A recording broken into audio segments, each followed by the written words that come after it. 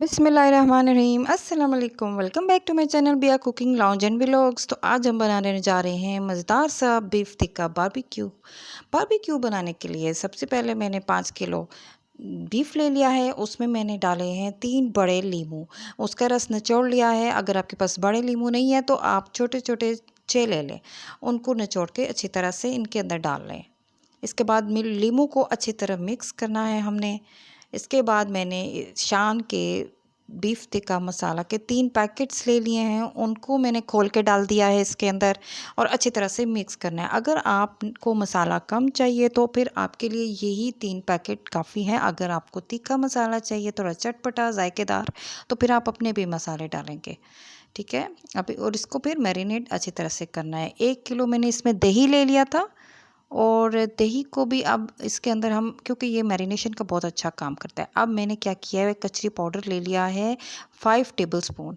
कचरी पाउडर जितना मैंने गोश्त लिया है उतना ही मैंने 5 किलो गोश्त में मैंने 5 चम्मच कचरी पाउडर मिक्स कर लिए हैं अच्छी तरह से।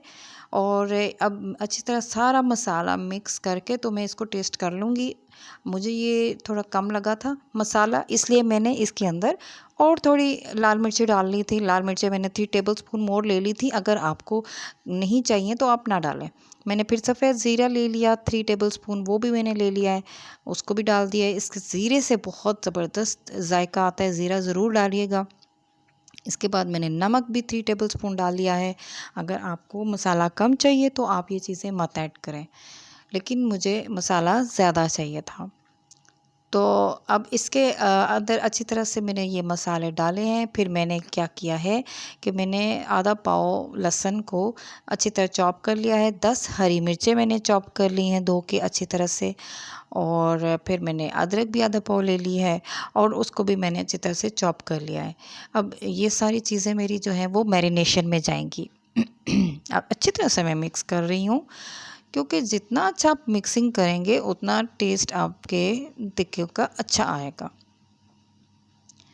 और मेक श्योर कि आपके हाथ साफ़ सुथरे हों, अच्छी तरह से धो लें हाथों को।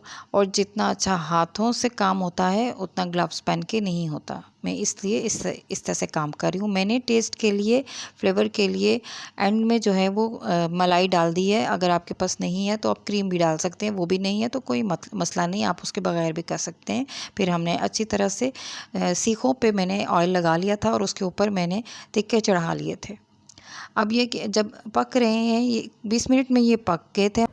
जब थोड़े थोड़े टिक्के तैयार हो जाएंगे तो हमने इसके ऊपर ऑयलिंग कर लेनी है ब्रश से, और उससे ये होगा टेस्ट और अच्छा आ जाएगा और बहुत मज़े का फ्लेवर हो जाता है और इससे बारबेक्यू जल्दी हो जाता है। तो ज़रूर आप लोग इसको पहले सिरके से ज़रूर धोइएगा, उसके बाद इसमें आप कचरी पाउडर भी ज़रूर डालें तो आपके टिक्के जो हैं वो बहुत ही ज़बरदस्त बनते हैं, कच्चे भी नहीं रह जाते। कुछ लोगों के जो हैं वो टिक्के जो हैं वो कच्चे रह जाते हैं। तो आपको मेरी रेसिपी पसंद आए तो ज़रूर लाइक भी करें, सब्सक्राइब भी करें और कमेंट भी करें। Thank you.